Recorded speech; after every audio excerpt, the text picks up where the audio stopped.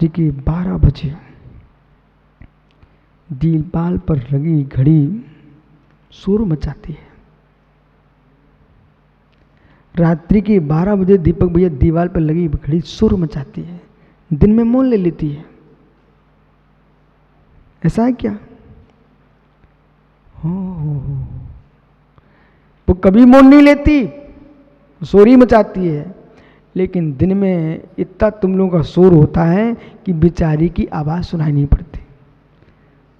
जब रात्रि में आप सबका शोर समाप्त हो जाता है तो फिर घड़ी का शोर सुनाई पड़ने लगता है। मित्र, इसी प्रकार से अज्ञानी प्राणी अपने ज्ञान की आवाज को सुनने का मौका ही नहीं देता है। हृदय की पुकार ही नहीं सुन रहे पंडित पुत्र, अपने हृदय की पुकार नहीं सुन पा रहे बेटा। इतनी तुम बाहर का पहले सोचे रखे हो, अब भीतर के लिए जगह ही नहीं बची। इतने विकल्पों में डूबा है जीव, उसे बेचारे को पता ही नहीं है। श्रुति ज्ञान मति ज्ञान के माध्यम से पंडित साहब शांत बैठ जाइए, आपको वर्तमान के भवों की ऐसी ऐसी अनुभूतियां होगी मित्र, आंखों में आंसू टपकेगा और मुस्कुराहट दूर नहीं हो पाएगी।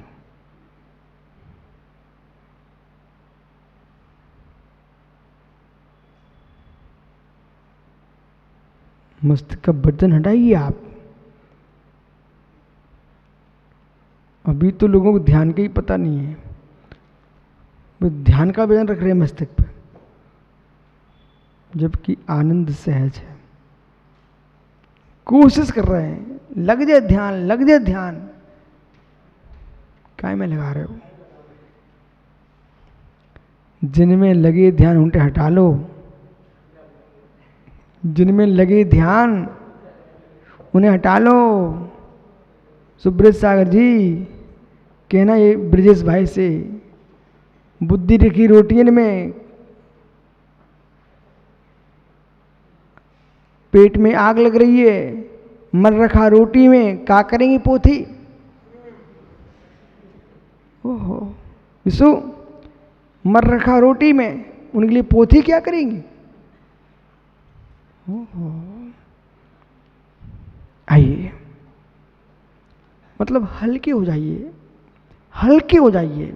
बिल्कुल हल्के हो जाइए।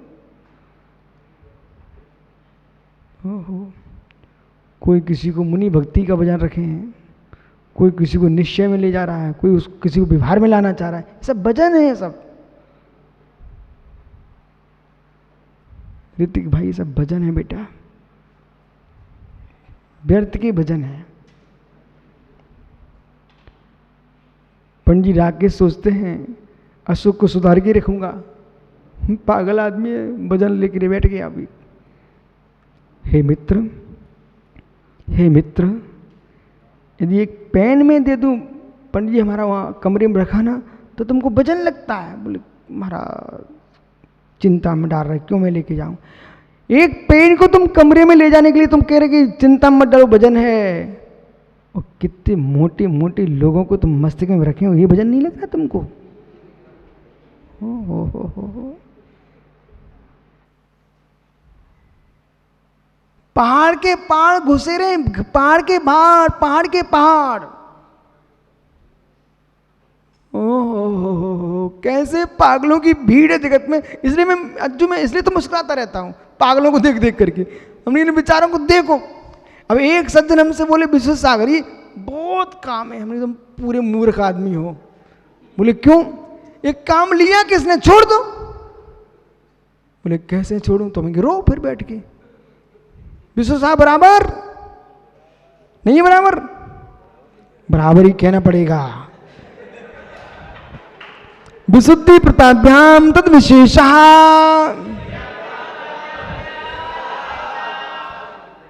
विशुद्धि और प्रतिपाद के पश्चात दोनों में विशेषता है। मनः प्रिय ज्ञान ऋजुमति भी है, विपुलमति है, परंतु विपुलमति की विशुद्धि ऋजुमति से अधिक है। रुजुमती प्रतिपाती ये छूट सकता है, लेकिन एक बार विपुलमती मना प्रिय ज्ञान हो गया, अब नियम से केवल प्रकट होगा, निर्वाण प्राप्त करेगा जीव। इसलिए परंतु ये होगा कैसे? बहुत विशुद्धि चाहिए, बहुत विशुद्धि चाहिए, बहुत विशुद्धि चाहिए। अनिल भैया, दुनिया की चिंता से दूर होना पड़ेगा और अपनी चिंता भी छोड़ना पड़ेगी, तब ऐसा ज्ञान प्रकट होगा।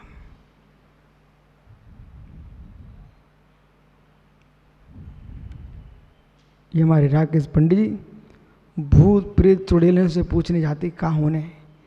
अरे मित्र, तुम इतने विशुद्ध हो जाओ, सब तुम्हारे ज्ञान में झलकने लग जाए, फिर किसी से भूतों से पूछने नहीं पड़ेगा, ना जिंदा से न मरों से, बराबर।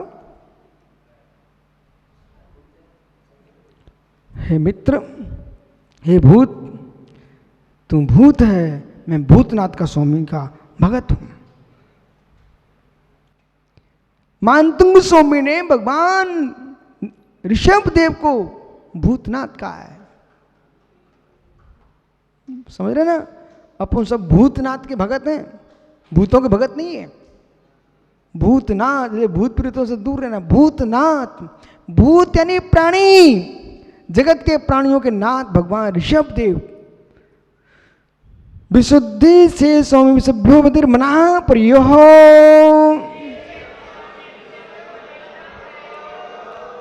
विशुद्धि की अपेक्षा से, क्षेत्र की अपेक्षा से, स्वामी की अपेक्षा से और विषय की अपेक्षा से अवधि ज्ञान मना प्रिय ज्ञान भेद है।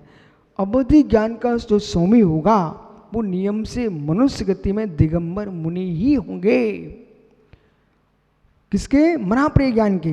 वो अवधि ज्ञान के स्वामी चारों गतियों के जीव हो लेते हैं, पर सर्वावधि परमावधि जो ज्ञान है उसके स्वामी तो नियम से दिगंबर मुनिराज ही होंगे। पंडित जी, मना प्रिय ज्ञान वर्धमान चार्थ से युक्त मुनिराज की होगा, और 7 रिद्धियों में से कोई नियम से एक रिद्धि संपन्न होना चाहिए, ऐसे योगीश्वर के ही होगा। मति स्तुति निबंधो द्रव्येश्वर पर्यायसु,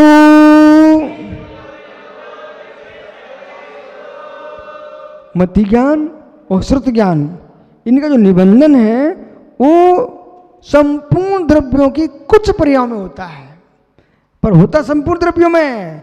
इसलिए जो ज्ञानी दीपक भैया कहेंगे, जिनका प्रश्न रहता ना मति ज्ञान श्रुत ज्ञान, अशोक भाई मति ज्ञान श्रुत ज्ञान अरूपी को कैसे जानेगा?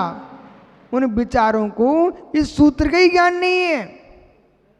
दीपक भैया जल्दी आओ, इस सूत्र को समझने आपको। जो जीव यूं कहते हैं कि अरूपी आत्मा को शुद्ध ज्ञान कैसे जान सकता है, उनसे कहना मित्र, तत्व सूत्र के प्रथम अध्याय के 26 नंबर के सूत्र को समझ लीजिए निर्मल बुद्धि से।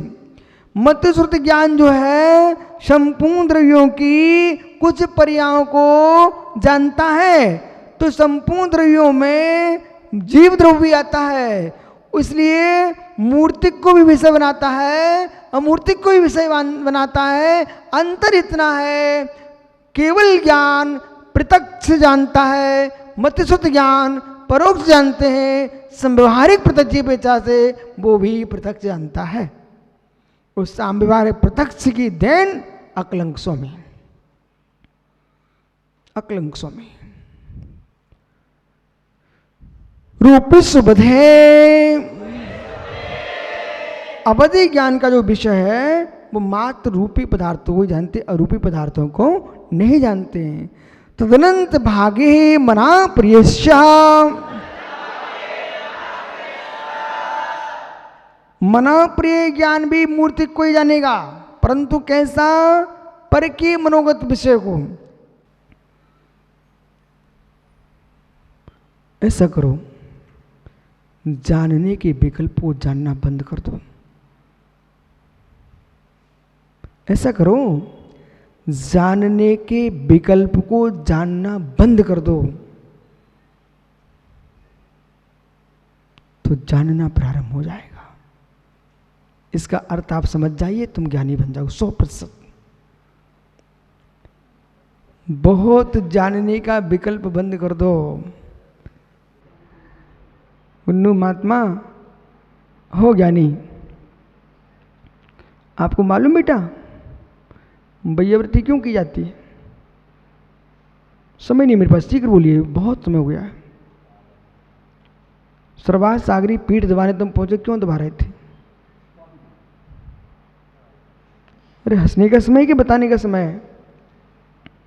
है? ज्ञानी शक्कर, शक्कर क्यों खाई जाती है? हैं? सुनो बेटा, चाहे तुम वैयावृत्ति करो तो बोले महाराज शक्ति आएगी। सीधी सीधी बात करो, शक्कर खाओगे क्यों? बेटा शक्ति आती है। जिनको चक्कर आते ना, और नमक डाल के पूछो तुम गिलास पाटने से, ये तो इसी वक्त जीते, नहीं तो चक्कर खा गिर जाए। पर अब सुनिए ध्यान से, शक्कर पचाने के लिए भी शक्ति चाहिए। पचाने की शक्ति नहीं तो जितनी बची ना वो भी तुम्हारी समाप्त हो जाएगी। आइए, तुम पीठ दबा रहे थे, वैयावृत्ति कर रहे थे ना बेटा, वो शक्ति तुम्हारी वैयावृत्ति तभी दे पाएगी जब पीठ में तुम्हारी वजन झेलने की शक्ति होगी। वो शक्ति नहीं है वैयावृत्ति को सहन करने की, तो उल्टा दर्द होना शुरू हो जाएगा। ये सत्य है कि नहीं? नहीं आप मेरी बात मानो तो संजन सागर से पूछना साम्य सागर की अनुभूति। संयंत सागर से पूछना साम्य सागर की अनुभूति। शक्ति प्राप्त नहीं चले थे और शक्ति खो के आ गए। ओहो मित्र, बढ़िया योगा सीख रहे थे महात्मा, योगा। अब विषय यहां पकड़ना, अब यही लोग नहीं जानते, विश्व सागरी आपसे ही कह रहा हूं, दुनिया से नहीं कह रहा हूं, यही नहीं जानते। जैसे पहलवानी करने के लिए शक्ति बनने में पहलवान होने इसलिए पहलवानी करना पड़ती है, लेकिन पहलवानी करने के पहले पहलवान समझ ले कि मेरी शक्ति है कि नहीं इसको पहलवानी करने की। नहीं चक्कर खा गिर पड़ा ऋतिक, अज्जू को भेज दिया पहलवानी करके आओ, और साथ में मिला दिया संस्कार को, एक हवा में फूंक में उड़ जाता बच्चा। अरे भाई पहलवानी करने जाना है, पहले ताकत तो लाइए, आप फिर पहलवानी कर पाएंगे। ऐसे ही केवल ज्ञानी बनना चाहते हो ना आप, तो पहले केवल ज्ञानी बनने के लिए बल तो संग्रह कीजिए आप। हुआ ऐसे, हुआ ऐसे। पंडित जी, पंडित जी,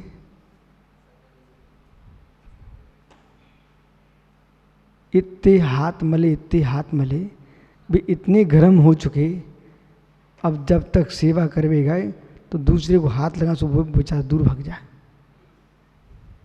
इतने गर्म हो चुके तुम्हारे हाथ। ऐसे ही ज्ञान की प्राप्ति के लिए इतना सोचा, इतना सोचा, तब तक माथा पूरा तुम्हारा गर्म हो गया। अब जैसे ग्रंथ में हाथ लगे सो तुम यहाँ से दूर भाग जाओ, सो के गिर पड़ो, सो के गिर पड़ो। अरे खाली छोड़िए, हवा में बैठिए, फिर अध्ययन कीजिए। आप रात्रि 12 बजे तो पढ़ रहे हैं, 1 बजे तो पढ़ रहे हैं, 2 बजे तो पढ़ रहे हैं, मतलब बुद्धि में। अरे भाई आपको बोध होना चाहिए, आपको मालूम होना चाहिए विश्व सागर जी, हमने रोड बनते देखा एक जगह बिहार में, तो बिहार का सब दिखाई देता। शुभ्र सागर से प्रश्न है महात्मा जी, ये बड़ी बड़ी रोडें बन रही हैं, इनमें बीच में गड्ढा क्यों होता है? एक पाइप लगा देते हैं बीच में और इतना स्थान छोड़ देते हैं, ऐसा क्यों? जबकि रोड बना रहे बेटा, पंडित पुत्र रोड बना रहे हैं, पूरी बिल्कुल ठोस रोड बना रहे हैं, उसके बीच में देखा रेलवे पटरी के बीच में गैप, रोड पर, बड़ी रोड पर बीच में गड्ढा छोड़ देते हैं। ओहो, आपको बोध होना चाहिए मित्र उसके अंदर भी बाष्प निकलती है, वो बाष्प वहाँ से निकलती जाए, अन्यथा रोड खराब हो जाएगी, पूरी चटक के बिक जाएगी। ऐसे ज्ञानी आपको थोड़ी सांस छोड़ना चाहिए दिन के लिए। तुम पढ़ रहे, अरे भाई तो हवा तो निकलने दो थोड़ी सी। पर इतना बड़ा गैप नहीं करते यशोधर सागर जैसा कि पूरे गैप कर दें, तो रोड ही नहीं बचे। गैप करो थोड़ा सा, ठीक है। आप पटना से वैशाली आ रहे थे तो आप ब्रिज से चल के आ रहे थे, वहां आपने देखा ब्रिज कितना हिल रहा था, कितना जा रहा था, वो जान के किया गया मित्र। ऊंचा ऊपर गंगा पर जो ब्रिज बना हुआ पुल, उस पुल में देखो कितना हिलता, वो हिल रहा था कि नहीं हिल रहा था? वो मालूम पूरे के पूरे टकरा रहे थे एक दूसरे में, संधि थी कि नहीं बीच में, वो बहुत जरूरी थी। ऐसे ही थोड़ी दूरी बना के चलो देव से, थोड़ी दूरी बना चलो गुरु से, थोड़ी दूरी बना चलो शास्त्र से, जिससे कि तुम चटक ना पाओ। आइए, सत्स्त्रोरुषेशदक्षोपलब्धिरुन्वत्वात्। और ये जो विपरीत ज्ञान है कैसा होता है? कभी सत्य को सत्य कहता है, कभी असत्य को भी सत्य कहता है। सत्य असत्य का भेद ही नहीं है। सत्य को सत्य कहता है, असत्य को भी सत्य कहता है, असत्य को भी झूठ कहता है। ये कौन बोल रहा है? विपरीत ज्ञान, ठीक है। ये दृच्छोपलब्धि, जैसी इच्छा हुई वैसा बोलता है। कैसे? उन्मत्तवत, जैसे उन्मत्त पुरुष, जिस किसी ने मदरा का पान कर लिया हो और मादक एक धान होती कोदो, उसके खाने से व्यक्ति उन्मत्त हो जाता है। बेटा इतनी ही नहीं, यदि आपने रस पीने का आदत डाली, जूस रस, और अनार का रस, दालिम का रस, गन्ने का रस, मित्र अंगूर का रस, ये जितने रस ये बहुत समय तक रखे रहे, उनका स्वाद बदल गया और अधिक पके अंगूर का रस पी लिया तो उससे मद चढ़ जाता, आदमी होश ही नहीं रहता है, होश ही नहीं रहता है। समझ रहे ना? तो जैसे व्यक्ति उन्मत्त पुरुष है, कुछ से कुछ बोलता है, ऐसे ही मिथ्या ज्ञानी जीव भी विपरीत कथन करता है। कभी सही बोलता है, कभी गलत बोलता है। स्वामी, आपने प्रमाण की व्याख्या की, पर आपने ये कहा था प्रमाण नहीं रहने का, तो प्रमाण की व्याख्या तो हो गई, अब नए कहें नैगम संग्रह व्यवहारोत्सव समरूढ़ बंभूतान यहाँ।